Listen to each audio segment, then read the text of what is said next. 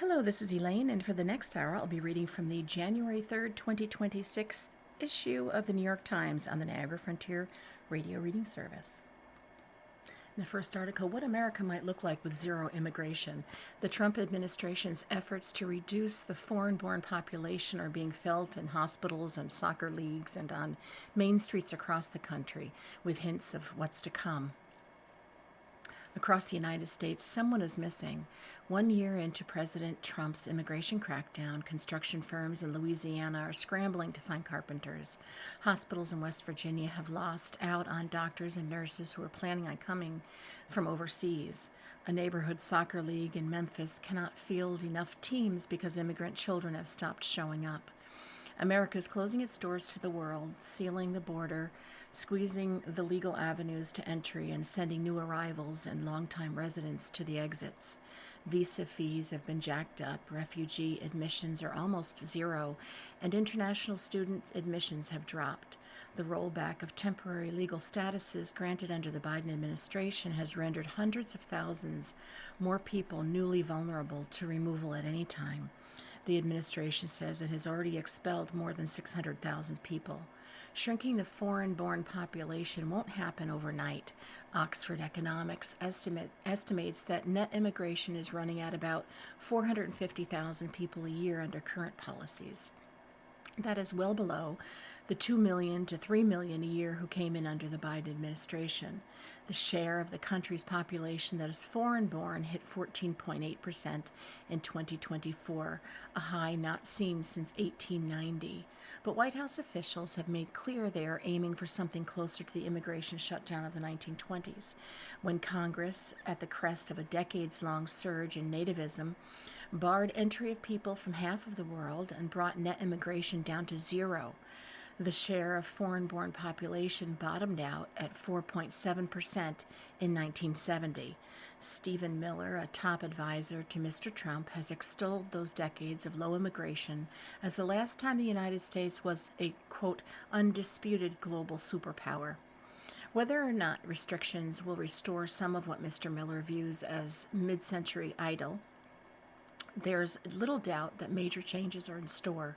Immigration has woven itself so tightly through the country's fabric, in classrooms and hospital wards, city parks and concert halls, corporate boardrooms and factory floors, that walling off the country now will profoundly alter daily life for millions of Americans. Grocery stores and churches are quieter in immigrant neighborhoods. Fewer students show up in Los Angeles and New York City. In South Florida, Billo's Caracas Boys, a Venezuelan orchestra, puts on an annual holiday concert where generations of families come to dance salsa and paso dobles. This year, the orchestra announced at the last minute that it was canceling the show because so many are nervous about leaving home. The changes will also be felt hundreds of miles from any ocean or national border, even in the snow-washed streets of Marshalltown, Iowa, a city of 28,000, about an hour's drive north of Des Moines. First Mexicans, some undocumented, came to Marshalltown in the 1990s to work at the pork processing plant. After a high-profile immigration raid there in 2006, refugees with more solid legal status arrived from Myanmar, Haiti, and the Democratic Republic of Congo. Now, Mexican, Chinese, and Vietnamese restaurants dot the blocks around the grand 19th century courthouse. The population is 19% foreign-born, and some 50 dialects are spoken in the public schools.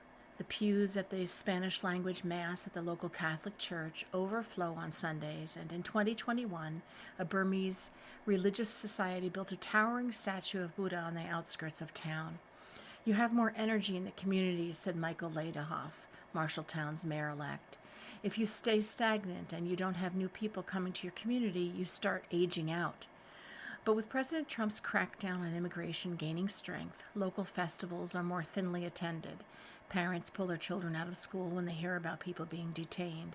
The supervisor overseeing the construction of a high school sports stadium received a deportation letter, creating a conspicuous absence as the work finished up. The pork plant has let workers go as their work permits have expired. The insecurity of each immigrant ripples into the wider community. Sergei Fedko and his wife, Tetiana, came to Marshalltown in 2023 along with 5 other Ukrainian families under an immigration parole program for their war-torn country. Mr. Fedko, a power plant engineer in Ukraine, was quickly hired at a local architecture firm as a designer and draftsman. Ms. Fedko works at a daycare center where she is beloved by her charges. Their 3 sons are enrolled in school. The eldest excel at soccer and swimming.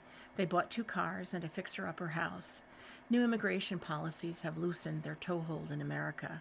They applied for an extension well before their 2-year parole ended, but the White House paused processing and changed the rules. As the weeks ticked by and they didn't hear back, they got nervous and decided to apply for asylum as well.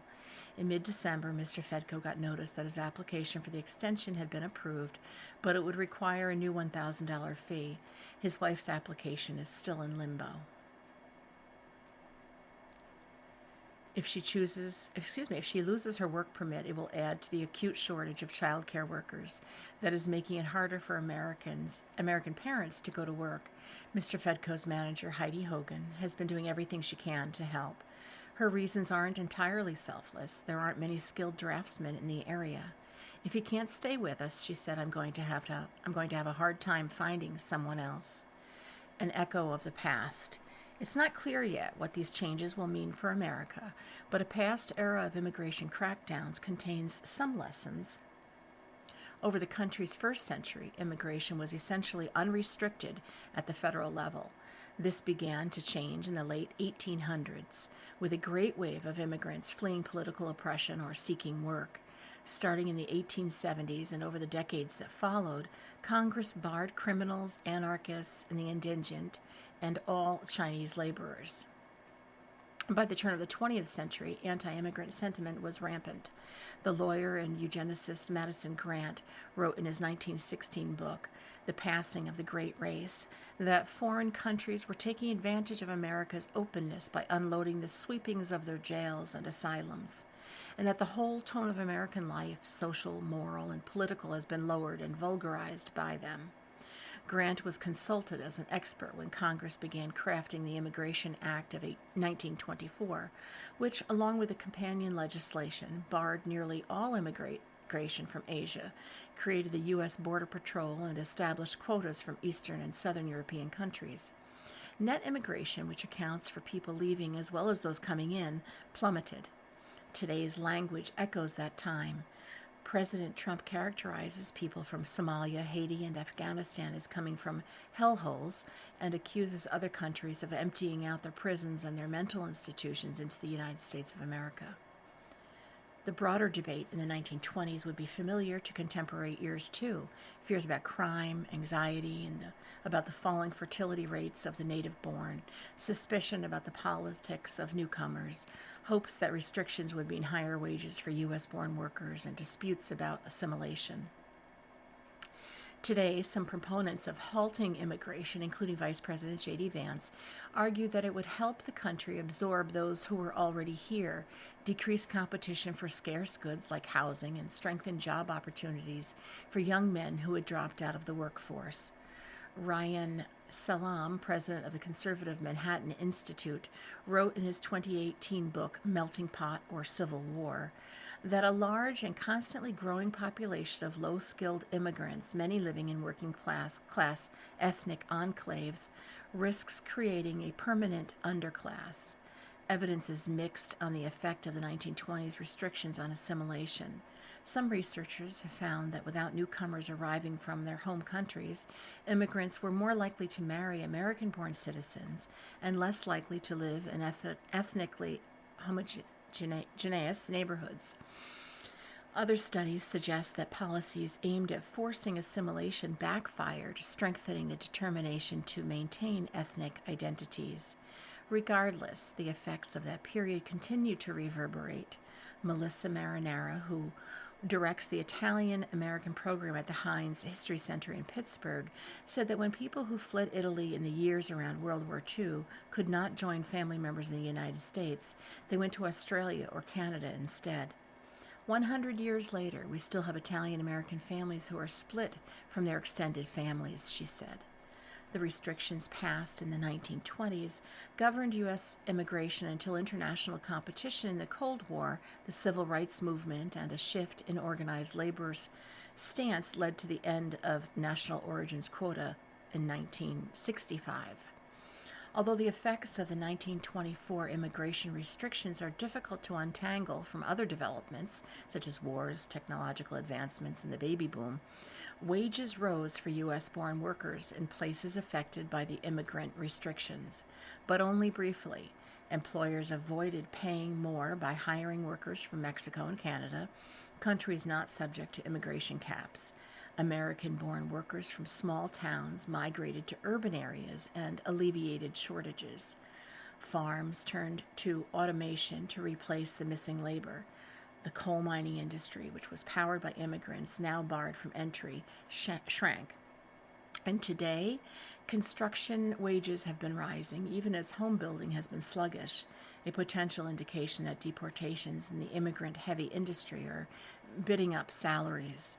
The union representing workers in the pork processing industry sees an upside too, even though it opposes deportations and won wage increases after President Joe Biden Jr.'s immigration surge. I will certainly bring it up at the bargaining table that the way to solve a labor shortage is to pay more money, said Mark Lauriston, head of the meatpacking division at the United Food and Commercial Workers Union International. The same is true in landscaping. Immigrant crews working outside were an easy deportation target over the summer. Come spring, said Kim Hartman, an executive at a Chicago area landscaping firm, the labor force could be 10 to 20% smaller. It's going to be much more competitive to find that individual who's been a foreman or a supervisor and has years of experience, she said. We know that drives costs up. But there are limits to how much customers will pay for decorative shrubs, and they may opt to go without. One 2022 study examined the expulsion of tens of thousands of Mexicans from the United States in the early 1930s. Contrary to the policy's intent, unemployment rose and wages were depressed for native-born workers, possibly because sectors that depended on immigrant labor, such as agriculture, construction, and manufacturing, suffered so much that they contracted. The lesson of the last period of intense restriction is that employers have an array of ways to adjust, said Leah Bouston, an economics professor at Yale who studies the history of immigration. The menu is other sources of labor and machinery, she said. It's not obvious that you're going to pick the guy down the street relative to these alternatives. And where hands still matter. Today, that menu has expanded. Companies can outsource jobs to other countries. Artificial intelligence is replacing some types of work, and other countries like Japan have shown the possibilities of robotics. But many services still require humans in person. If you're an obstetrician delivering a baby right in the moment, you need hands to lay on the patient, said David Goldberg, vice president of Vandalia Health, a network of hospitals and medical offices in West Virginia. It's not the same as a banker or someone creating code. Nearly a fifth of nursing positions are currently vacant in West Virginia. The state is older, sicker, and poorer than most. The state faces a serious shortage of physicians in the coming years. The answer has been to look abroad. A third of West Virginia's physicians graduated from medical schools overseas. Now that option is narrowing. We lost 2 cardiologists because of concern that they wouldn't get their visa, and if they did, that they would not be able to stay here permanently, Mr. Goldberg said, so they went elsewhere. Similarly, nobody has figured out how to harvest delicate crops with machines. During the low immigration 1970s, some crops, like green onions, disappeared from shelves or were imported instead. It's not going to hop from the ground into a package without somebody's hands being involved somewhere along the way, said Luke Brubaker, who runs a dairy farm with his sons and grandson in Pennsylvania. To milk cows, feed them, and deliver calves, he relies on more than a dozen foreign-born workers, most of them Mexican. He is not optimistic that he'll be able to replace them. You can put an ad in the paper, he said. Maybe you would have one American-born applying for the job if you need 10 people, and that's a maybe. For now, Mr. Brubaker can still find staff. The surge of immigrants who entered the United States under President Biden, more than 8 million people, means that many foreign-born workers are still available. That surge helped create an anti-immigrant backlash, inflaming fears about crime and jobs. It also stung immigrants who felt like they had faced higher barriers than newer ones from places like Venezuela. The Mexican population felt that it was not fair, said Alfonso Medina, who owns La Carreta, a Tex-Mex restaurant in Marshalltown started by his father, a Mexican immigrant, in 2000. Imagine you're here for 20 or 30 years contributing, and all of a sudden, here comes this administration and starts letting people in right away with a permit. They felt betrayed. In 2024, they shifted toward Mr. Trump.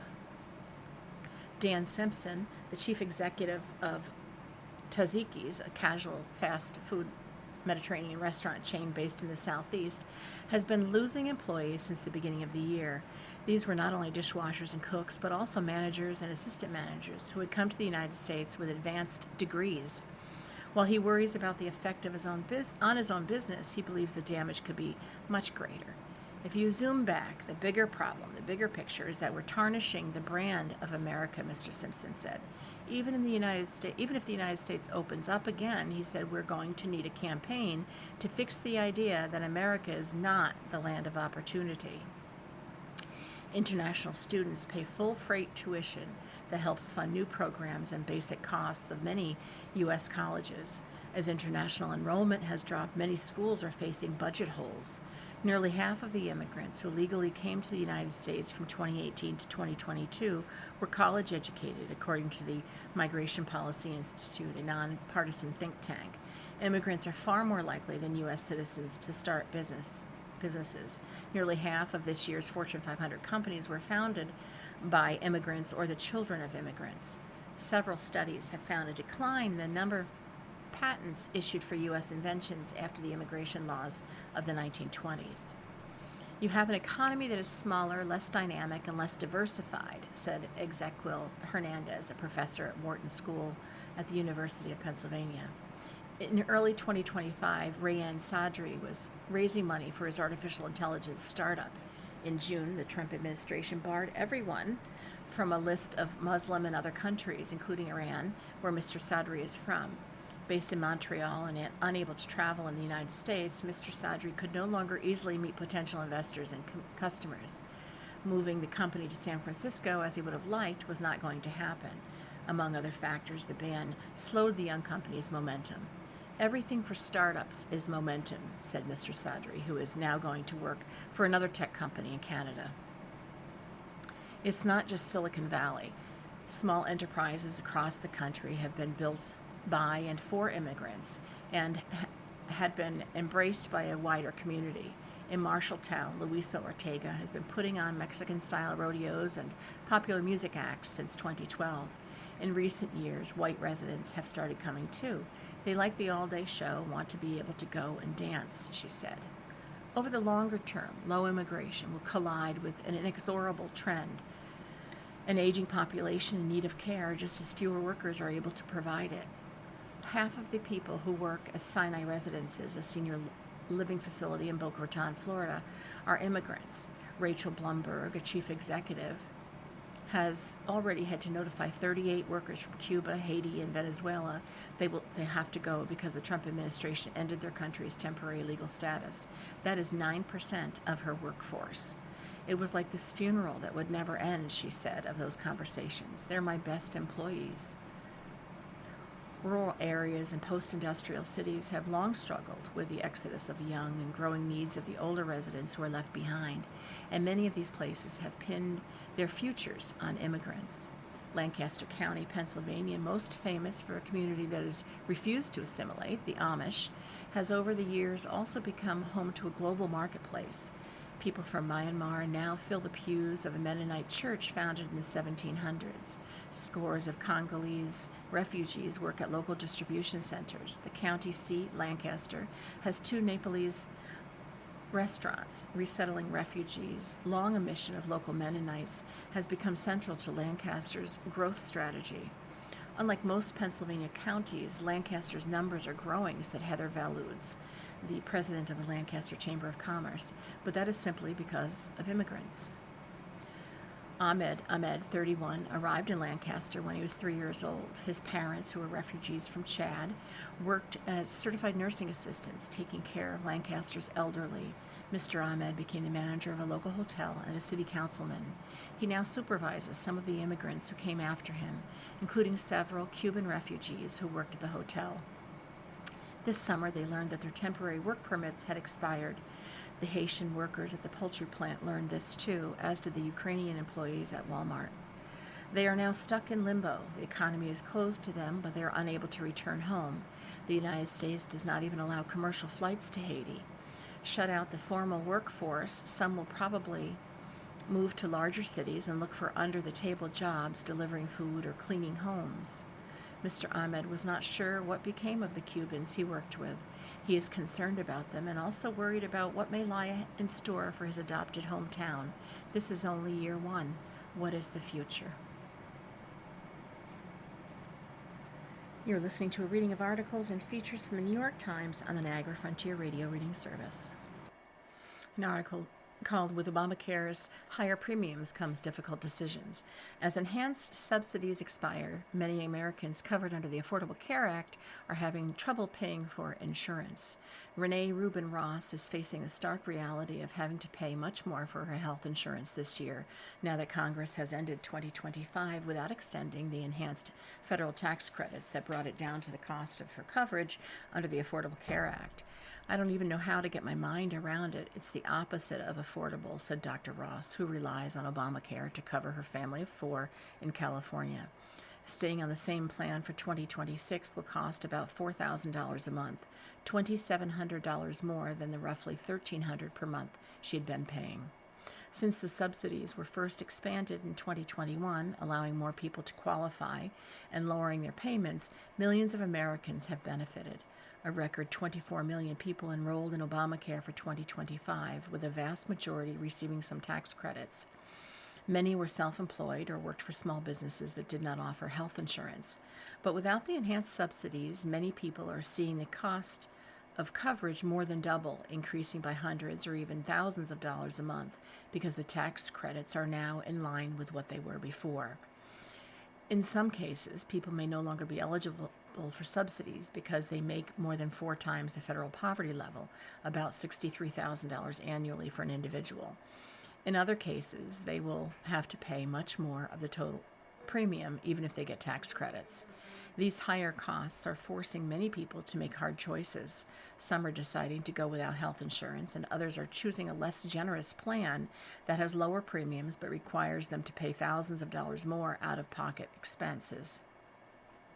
Still others say they plan to limit what they will make this year so that they can continue to qualify for the remaining subsidies. And like Dr. Ross, some are likely to dip into savings to pay the higher premiums. In many states, including those that rely on the federal marketplace, healthcare.gov, the deadline for enrolling in an Obamacare plan for January 1 has now passed. People can generally sign up in January for a plan that starts February 1st. Congress could still decide to extend the enhanced subsidies sometime this year, but while Democrats have pushed for an extension, even making it a core demand to reopen the federal government during the shutdown in the fall, the Republicans who control Congress remain divided about whether to extend them.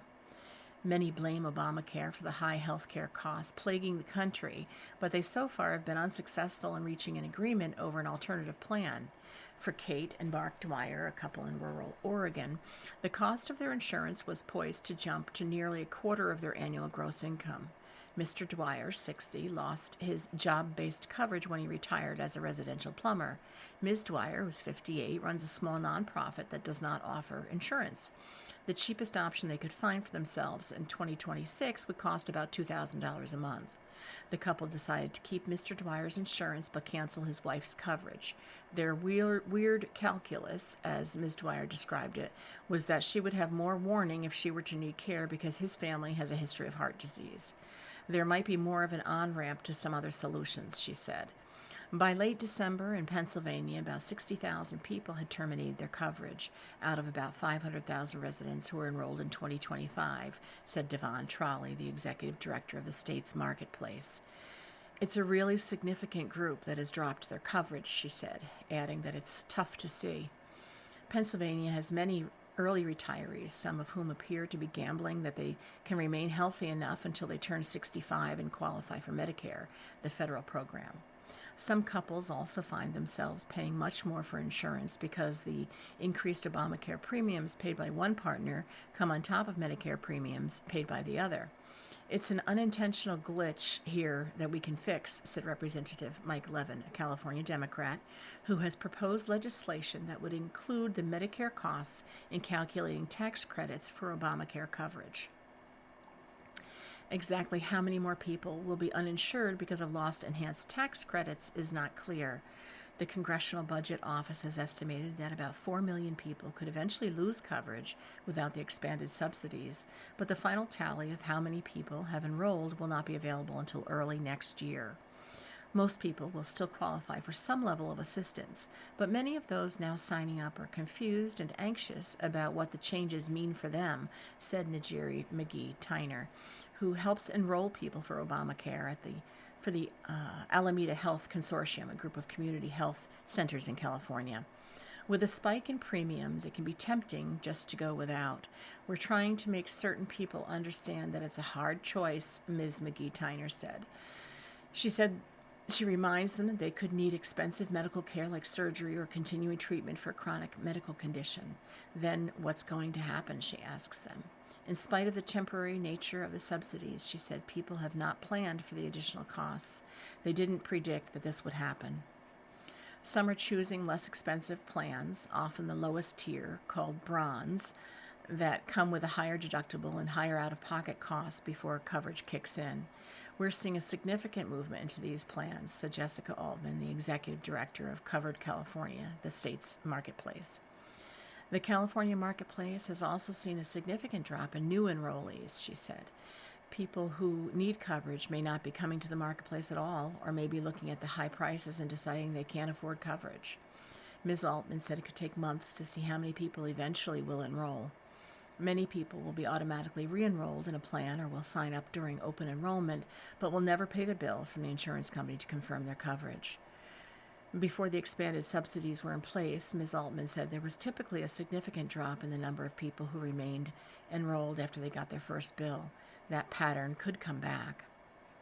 The loss of the more generous subsidies has led Kai Schmoll, a 60-year-old who runs an event staffing business in Asheville, North Carolina, to decide to limit how much money he makes, something that runs contrary to his instincts as a successful small business owner. It's what I have to do, he said.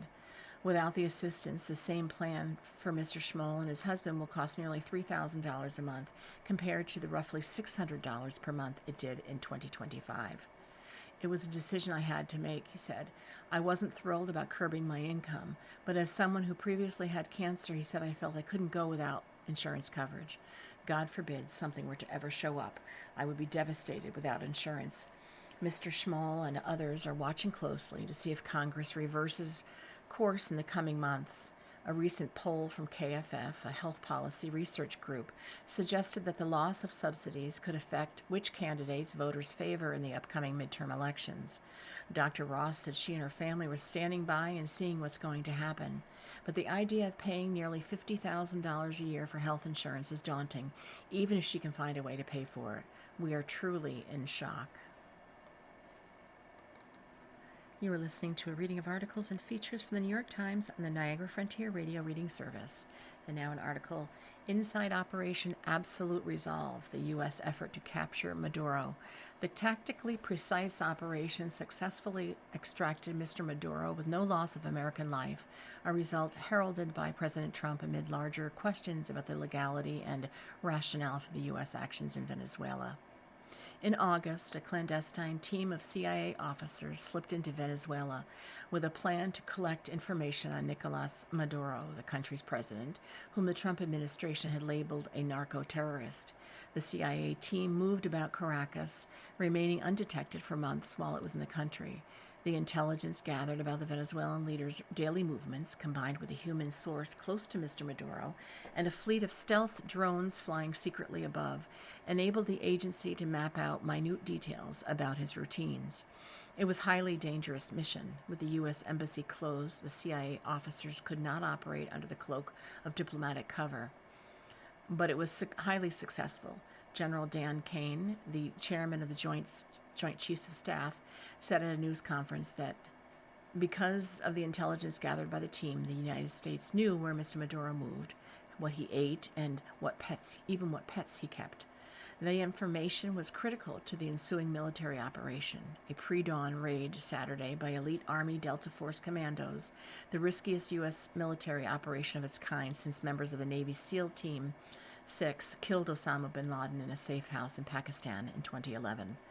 The result was a tactically precise and swiftly executed operation that extracted Mr. Maduro from his country with no loss of American life, a result heralded by President Trump amid larger questions about the legality and rationale for the U.S. actions in Venezuela. Mr. Trump has justified what was named Operation Absolute Resolve as a strike against drug trafficking, but Venezuela is hardly a big player in the international drug trade as other countries. Officials had previously told congressional leaders that their objective in Venezuela was not regime change, and Mr. Trump has long said he opposes U.S. foreign occupations. Yet on Saturday, the president proclaimed that American officials were in charge of Venezuela and that the United States would rebuild the country's oil infrastructure. In contrast to messy U.S. interventions of the past by the military in Panama or the CIA in Cuba, the operation to grab Mr. Maduro was virtually flawless, according to multiple officials familiar with the details, some of whom spoke on the condition of anonymity to describe the plans. In the run-up, Delta Force commandos rehearsed the extraction inside a full-scale model of Mr. Maduro's compound that the Joint Special Operations Command had built in Kentucky. They practiced blowing through steel doors at ever faster paces.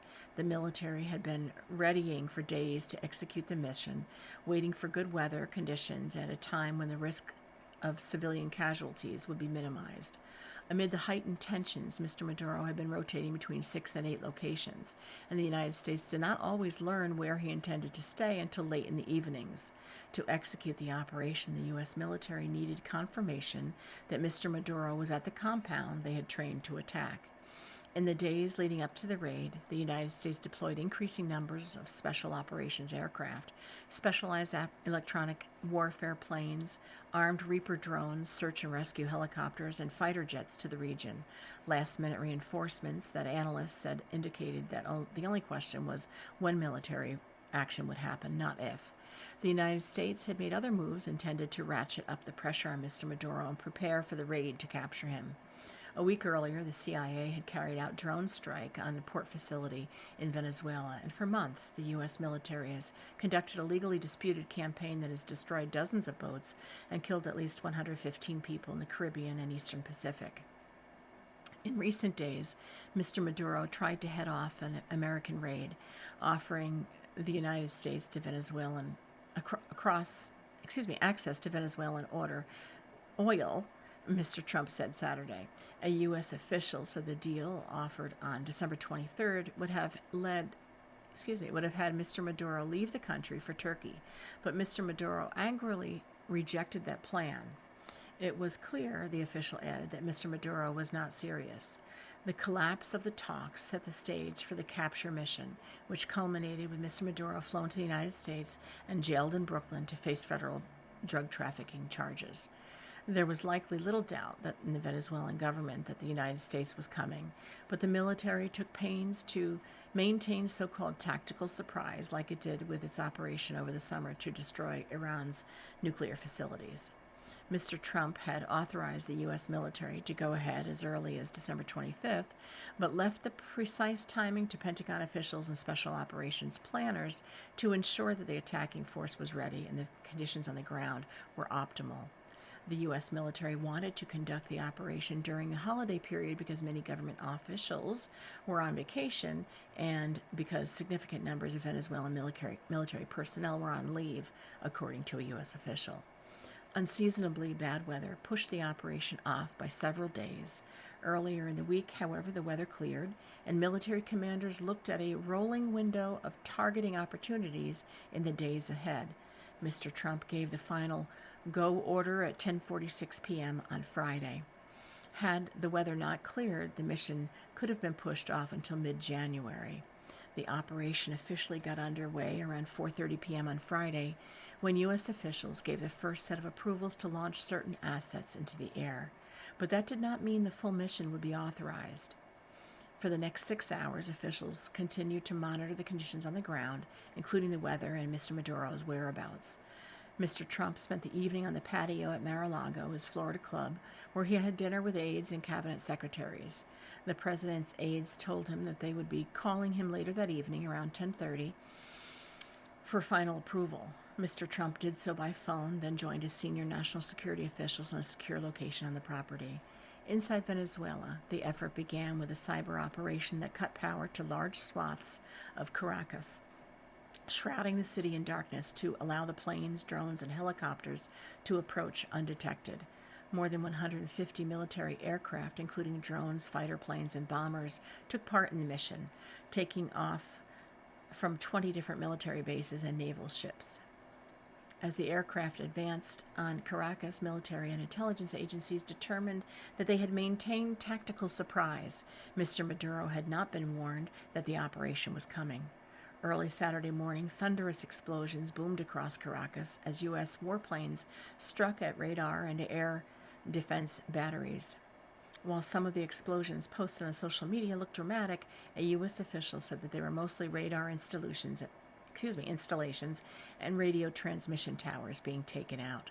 At least 40 people were killed in Saturday's attack on Venezuela, including military personnel and civilians, according to a senior Venezuelan official who spoke on conditions of anonymity to describe the preliminary reports.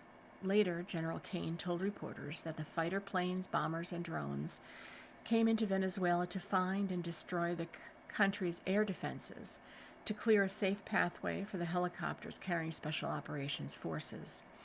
Even though Venezuelan air defenses were suppressed, the U.S. helicopters came under fire as they moved in on Mr. Maduro's compound at about 2 a.m. local time. General Kane said the helicopters responded with overwhelming force. One of the helicopters was hit. 2 U.S. officials said that about half a dozen soldiers were injured in the overall operation. The Delta Force operators assigned to capture Mr. Maduro were whisked to their target on Venezuela's most fortified military base by an elite Army Special Operations Aviation Unit, the 160th Special Operations Aviation Regiment, which flies modified MH-60 and MH-47 helicopters. The 160th, nicknamed Night Stalkers, specializes in high-risk, low-level, and nighttime missions like insertions, extractions, and raids. This unit conducted what the Pentagon called training missions near the coast of Venezuela in recent months.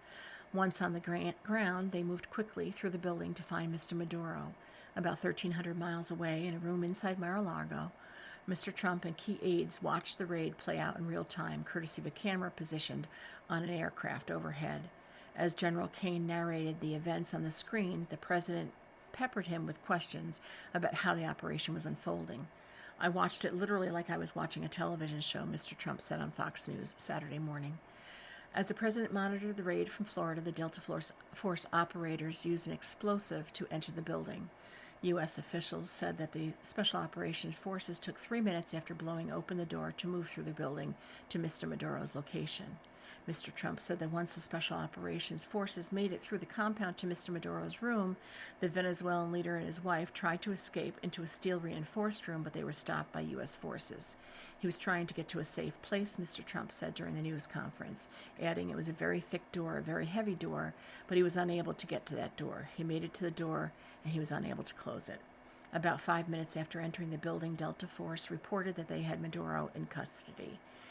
The military was accompanied by an FBI hostage negotiator in case Mr. Maduro had locked himself in a safe room or refused to surrender. Those negotiations, however, proved unnecessary, and the Delta Ops swiftly loaded the couple into the helicopters, which had returned to the compound. By 4:29 a.m. to Caracas time, Mr. Maduro and his wife were transferred to the USS Iwo Jima, a U.S. warship in the Caribbean stationed about 100 miles off the coast of Venezuela during the operation. They were then transferred from the Iwo Jima to U.S. Navy base at Guantanamo Bay, where the FBI had a 757 government plane waiting to bring him to a military-controlled airport north of Manhattan. Mr. Trump watched until the special op forces were out of Venezuela flying over the ocean.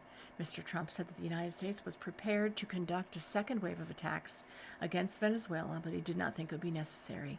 He issued a warning to other Venezuelan leaders he would be willing to come for them as well.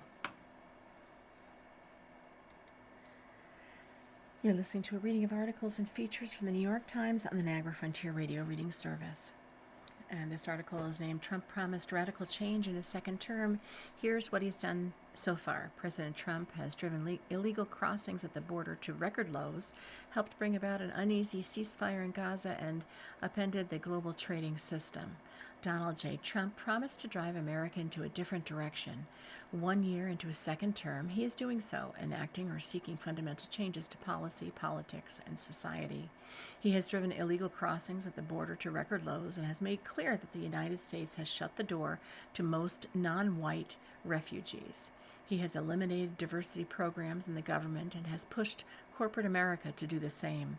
He helped bring about an uneasy ceasefire in Gaza, threatened to cut off aid to Ukraine, and sent the military to kill suspected drug smugglers at sea while deploying troops under federal control into the streets of U.S. cities.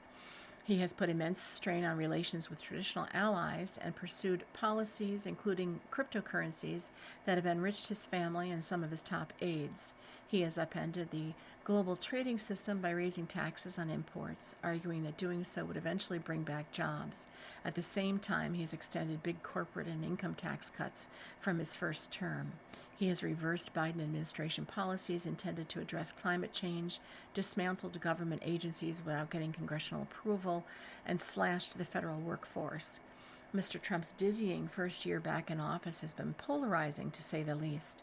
The handful of other presidents who had comparatively momentous first years were responding to a true national crisis: Abraham Lincoln in the Civil War, Franklin D. Roosevelt in the Great Depression. The United States faced no such emergencies in January, but Mr. Trump has routinely governed through emergency powers. Politics in a democracy can sometimes follow a pendulum, as presidents and shifting party majorities course correct from the perceived excesses of predecessors, only to be replaced in turn. But presidents can also leave behind permanent change. As Mr. Trump nears the end of his first year of his second term, how much of what he has done can be considered irreversible, and will Washington ever be the same? On immigration, what he said: Mr. Trump made immigration a pillar of his re-election campaign, asserting that he would impose a broad crackdown on illegal migration the moment he took office again. What he did: Mr. Trump escalated his crackdown, limiting not just illegal immigration but also legal immigration. He has driven illegal crossings at the U.S.-Mexican border to record lows. While he has begun immigration raids in cities, the administration is still short of its mass deportation goal. After attacking President Joe Biden over the record number of illegal crossings during his time in office, Mr. Trump, in an executive order, effectively blocked asylum access for those entering the United States without authorization. He also pressured Mexico to do more to deter migrants before they make it to the U.S. border. The measures have proved effective. Since January, Border Patrol agents have recorded under 10,000 illegal crossings at the southwest border each month, numbers not seen in decades. Even as Mr. Trump has ramped up his deportation campaign, he's falling short on his goal for the most severe one in history. The administration has deported roughly 500,000 immigrants so far this year, according to a New York Times analysis of government data, well shy of the 1 million his administration has sought. Despite the administration's pledge to target the worst of the worst, most of the immigrants arrested in high-profile deportation operations in cities have not had criminal records, according to data through October 15th. The administration has also deported migrants to war-torn and faraway nations they are not from, to encourage immigrants still in the United States to voluntarily return to their home countries. 2 bills signed by Mr. Trump will significantly bolster his effects: a law that would require the detention of migrants who enter the country without authorization and are arrested or charged with certain crimes, and another that tripled the budget of Immigration and Customs Enforcement. Mr. Trump has also turned his attention to legal immigration. He has drastically cut the number of refugees the United States admits to the lowest level in the history of the program. He has reserved the limited number of slots for mostly white African or South Africans. He has made it harder for immigrants to get green cards if they're from nations subjected to his travel ban. And under federal workforce, what he said, Mr. Trump repeatedly promised to demolish the deep state, using that term not just as pejorative shorthand for national security and law enforcement officials, but for larger civil service. What he did back in office, he has significantly downsized the federal workforce. Mr. Trump and his team purged the Justice Department and FBI, dismissing en masse senior leaders and prosecutors who were involved in the criminal cases against him. His FBI Director, Kash Patel, has redirected large swaths of the nation's premier law enforcement agency to arrest undocumented migrants while curtailing work on matters like public corruption. Working with Elon Musk's Department of Government Efficiency, the Trump administration also made sweeping cuts to federal agencies, froze billions in grants, and unilaterally gutted government entities created by Congress, including the U.S. Agency for International Development and the Education Department. More broadly, the administration has curtailed civil service protections enacted to prevent the federal workforce from becoming a spoils system. It has also fired vast swaths of recently hired workers and offered large-scale buyouts backed by threats of mass layoffs. The Office of Personnel Management in November estimated that 317,000 federal workers had left government employment this year, and around 68,000 people had been hired. The government's ability to enforce immigration law has expanded, but a range of public services have eroded, including controlling and preventing diseases, responding to disasters, and researching treatments for cancer. And under trade, what he said, Mr. Trump promised to use sweeping tariffs to rebalance global trade to benefit the United States after years of other nations, quote, ripping off the country. What he did, Mr. Trump enacted wide-ranging tariffs on trading partners. His whipsaw-like approach has also caused widespread uncertainty in the markets and put upward pressure on prices. Mr. Trump wasted no time in adding 25% tariffs on imports from Canada and Mexico and a 20% tariff on China. In April, Mr. Trump introduced tariffs against dozens of trading partners, upending the global trade system, before suddenly pausing them to carry out negotiations. In August, he reinstated punishing tariffs globally. The levies have brought the effective tariff rate for the United States to more than 18%, the highest level since 1934, according to the Budget Lab at Yale. His trade spat with China had devastating consequences for some industries. China also imposed crippling restrictions on the flow of minerals to the United States and halted purchases of American soybeans. Mr. Trump eventually scaled tariffs back and reached a trade truce with China while offering farmers a bailout to try to cover their losses. Although Mr. Trump promised that his tariffs would encourage companies to move production back to the United States, there have been few signs of a factory boom. The manufacturing sector, which had been shedding jobs for the last 2 years, has lost more than 50,000 workers since Mr. Trump came into office. Businesses rushed imports this year to build their stockpiles before the tariffs went into effect, allowing them to buy less after the levies were imposed. Overall, the 2025 trade deficit is still significantly higher than the previous year. Companies have been reluctant to pass on price increases from tariffs to consumers, but as these stockpiles dwindle, they are starting to do so. Many of these tariffs could disappear or be replaced. The Supreme Court in November appeared skeptical of Mr. Trump's use of emergency powers to impose the tariffs. And in the subject of affordability, what he said during the campaign, Mr. Trump said that his administration would rapidly drive prices down and make America affordable again. What he did, Mr. Trump has yet to provide the relief many Americans were hoping for. Elevated inflation persists, and most prices are higher than they were a year ago, according to government data. White House officials contend that their policies have driven down gas prices, which hover around $3 a gallon, but experts are mixed on whether Mr. Trump's policies have been the primary factor. Prices for many household items, including groceries, remain higher than they were a year ago. Mr. Trump has started to relax tariffs on some imports like coffee, bananas, beef, and tomatoes, and to help bring prices down. The economy did grow vigorously through the end of September, the Commerce Department reported recently, showing that Mr. Trump's tariffs have not had the depressive effect that many economists once feared.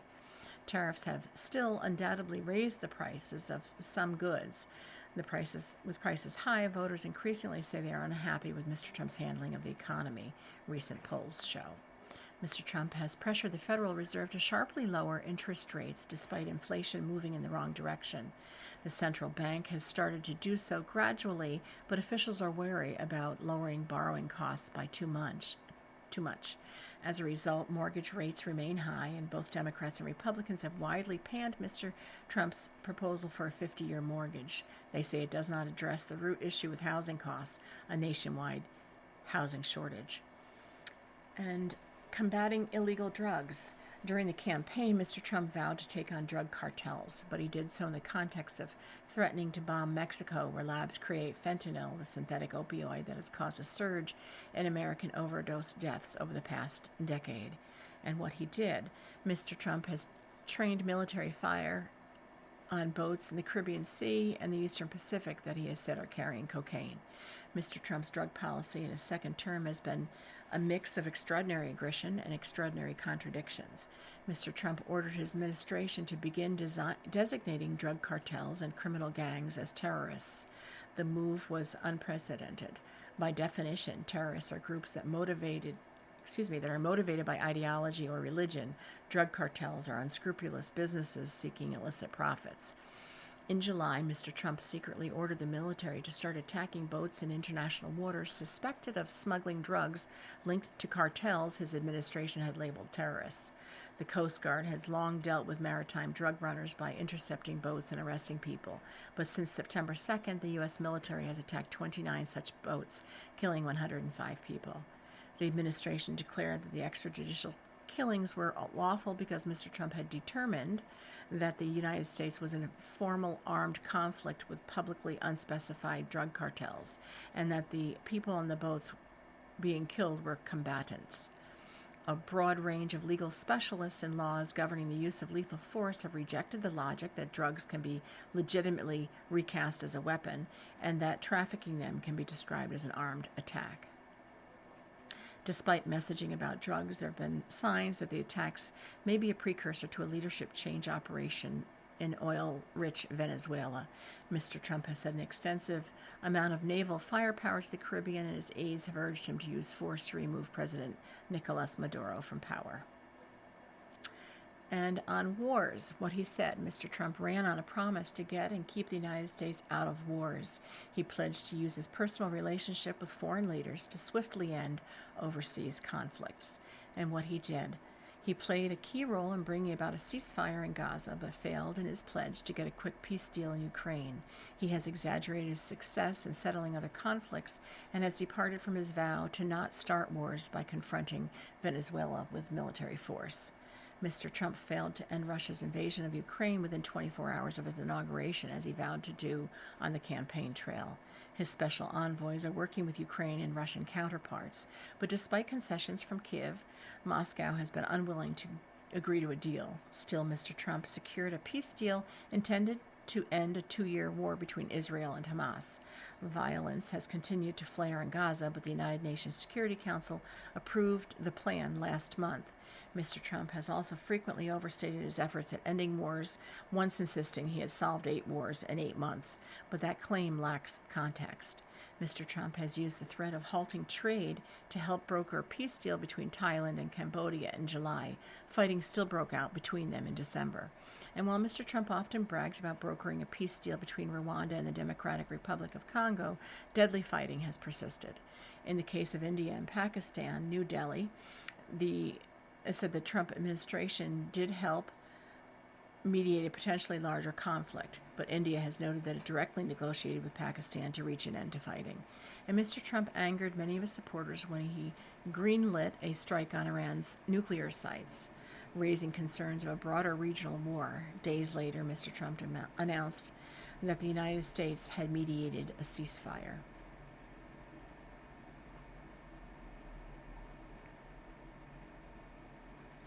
And in troops on domestic soil.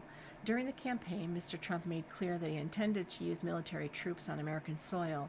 He listed 3 purposes: hunting for undocumented migrants, fighting crime in Democratic-controlled cities, and suppressing protests he deems to be riots. what he did. In his second term, the president quickly found ways to push at and through laws and democratic norms that generally bar the use of federal troops for law enforcement purposes. In April, Mr. Trump deployed troops to the Mexican border and used a novel legal maneuver to empower them as if they were Border Patrol agents by treating a 60-foot wide strip of federal land along the U.S. side of the border as a narrow military base. The troops could arrest anyone trying to cross ports of entry. In Los Angeles in June, when protests erupted against immigration crackdown, Mr. Trump imposed federal control over California National Guard over the objections of the state's governor, sending 4,000 troops along with 700 active duty Marines into the streets. It was the first time since the civil rights movement that the federal government had taken over a state's guard without a governor's consent. And later in the summer, Mr. Trump sent National Guard troops to the District of Columbia, making a huge show of force. Because the capital is a federal enclave, he had broader powers to use the Guard there. Mr. Trump has also deployed troops in Memphis. The Los Angeles deployment led to a tangle of litigation over whether Mr. Trump had the power to take control of the National Guard and over whether he had used the troops improperly for policing functions. In December, a judge ruled that the deployment had lasted too long and ordered it to end. An appeals court has upheld that decision. The Supreme Court has stymied, for now, Mr. Trump's attempt to send troops to Chicago, casting doubt on the viability of deployments elsewhere, including Portland, Oregon. But the upshot is that he has normalized the use of federal troops in city streets.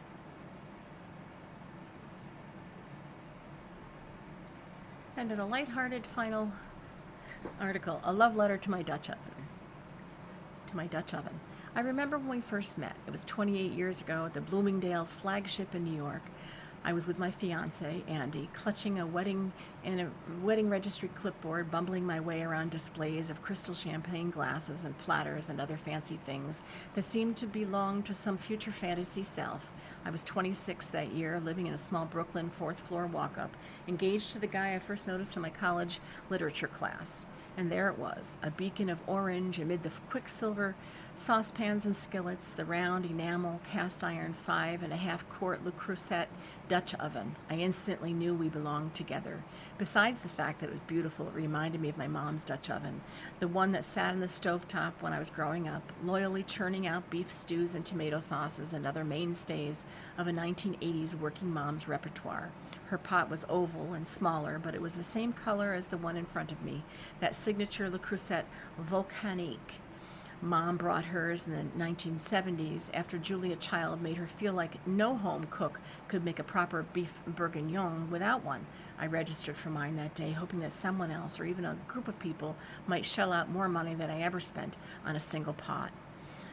For the first years after Andy and I were married, I felt as if I were playing make-believe, going through the motions of things that grown-ups did. One of those things was teaching myself how to cook dinner. I made dinners my mother-in-law suggested that sounded straight out of a 1950s cookbook. I joined a Cookbook of the Month club, which introduced me to a new author named Ina Garten. In between, I was heating up Boca burgers in the microwave and tossing penne with jarred tomato sauce, not realizing those dinners were just as important as the ones I'd find in a glammy, glossy gourmet magazine. I wouldn't know until much later that the slow work of becoming an adult was less about ta-da moments than it was about showing up and doing the work every day. One fortuitous day, early in the marriage, Andy discovered a copy of Marcella Hassan's Essentials of Classic Italian Cooking and set his sights on making her famous bolognese sauce. The recipe called for heavy enameled cast iron casserole. I remembered her plunking my new pot on the stovetop as bright as the harvest moon, heavy as a millstone, then making our way through the recipe, adding the butter, the aromatics, and the meat, then the milk, the wine, and the tomatoes. The sauce bubbled away for hours. Don't rush it, she was always warning before we tossed it with tagliatelle pasta. We didn't know it that night, but we had discovered the recipe that we would make for almost every person who would sit at our cramped kitchen table over the next 5 years. Good Lord, that bolognese was delicious. I've loved its deeply layered flavor and hint of sweetness, but what I loved more was how the sauce became the cornerstone of a comforting ritual with friends. There was a lot of chili. There was minestrone in January, corn chowder in August, and baked beans in October. My pot's orange finish started developing a speckled patina, its bottom blackening from a decade of love and use. It took the pandemic for the first two of us to find each other again. While more ambitious quarantine cooks nurtured sourdough starters, I rediscovered no-knead bread. The recipe called for a cast iron pot that could withstand intense heat. Since one pot was busy making viral chickpea stews, I climbed up a step stool to retrieve its grease-streaked cousin. There it sat, giving tree-like, ready to serve. Come, boy, use me for your bread. And I did. The pot spent a good portion of 2020 sitting in a 450-degree oven, regularly turning out crusty bread that felt like magic during those dark early days of a quarantine. All those hours under fire took a toll. The blackened bottom crept up its sides, pushing its once vibrant finish beyond the point of patina. There were ways to clean it, but I knew I never would. My pot, stained and steadfast, told the story of a life built in noisy kitchens and around crowded tables, a battle-tested warrior that said, "This took time, and I'm all grown up now." You've been listening to a reading of articles and features from the January 3rd, 2026 issue of the New York Times. Your reader has been Elaine. Thank you for listening.